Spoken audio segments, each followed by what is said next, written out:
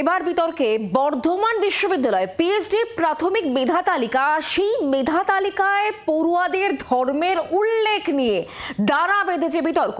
তড়িঘড়ি সংশোধিত মেধা তালিকা প্রকাশ বিশ্ববিদ্যালয় কর্তৃপক্ষের, তবে বিতর্ক পিছু ছাড়ছে না। বর্ধমান বিশ্ববিদ্যালয় পিএইচডির মেধা তালিকায় পড়ুয়াদের ধর্মের উল্লেখ, আর তা নিয়েই বাঁধল বিতর্ক। বিতর্কের সূত্রপাত বুধবার। বিশ্ববিদ্যালয়ের ওয়েবসাইটে পিএইচডির প্রাথমিক মেধা তালিকা প্রকাশিত হয়। তাতে দেখা যায় মেধা তালিকায় ঠাঁই পাওয়া পড়ুয়াদের নামের পাশে ধর্মের উল্লেখ রয়েছে। প্রশ্ন ওঠে, হঠাৎ কেন ধর্মীয় পরিচয় উল্লেখ করা হলো মেধা তালিকায়? বিতর্কের মুখে তড়িঘড়ি সংশোধিত মেধা তালিকা প্রকাশ করে বিশ্ববিদ্যালয়ের কর্তৃপক্ষ। তাতে অবশ্য ধর্মের উল্লেখ নেই। এই রিলিজিয়নের উল্লেখ ওদের কোনো মেরিট লিস্টের সাহায্য করবে না, র্যাঙ্ক জেনারেশনে সাহায্য করবে না, ইভেন অ্যাডমিশনেও সাহায্য করবে না। বিকেলে ডিসাইড করলাম যে এই রিলিজিয়ান ধর্মের এই উল্লেখটা আননেসেসারিলি যখন কনফিউশন তৈরি করছে, এটা রাখার কোনো দরকার নেই। আমরা সেটা কালকে ফরম্যাট থেকে ডিলিট করে দিয়েছি। তবে বিশ্ববিদ্যালয়ের উপাচার্যের মতে অহেতুক বিষয়টি নিয়ে জলঘোলা করা হয়েছে। তার দাবি, মেধার ক্ষেত্রে ধর্মের কোনো গুরুত্ব নেই।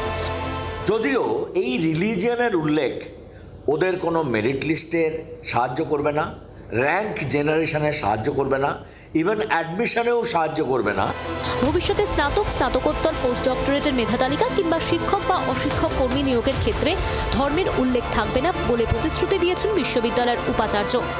ভবিষ্যতে আর কখনো কোনো ব্যাপারে, সেটা ইউজি বলুন, পিজি বলুন, বা পিএইচডি বা পোস্ট ডক এবং ফ্যাকাল্টি সিলেকশন, কি আমাদের নন টিচিংদের অ্যাপয়েন্টমেন্ট, টিচার, আমাদের যে অফিসার সিলেকশন এবং অফিসারদের অ্যাপয়েন্টমেন্ট, কোথাও এই ধর্মের উল্লেখ আমরা রাখব না।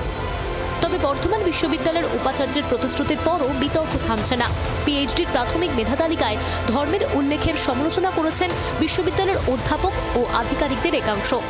এটা না হলেই ভালো হতো, এবং এটা একটা ভুল আমি এভাবেই দেখবো। এবং এই ভুলটা, আমাদের বিশ্ববিদ্যালয়ের এই বিষয়টি নিয়ে বিতর্ক করার আগে আমাদের তাহলে এই দাবি তোলা দরকার যে সমস্ত পরীক্ষা থেকে একজন প্রার্থীর ধর্ম পরিচয় লেখার যে জায়গাটি আছে, সেই জায়গাটিকে তুলে দেওয়া হোক। আমার ধারণা এটা কোথাও একটা প্রযুক্তিগত ত্রুটি হয়েছে।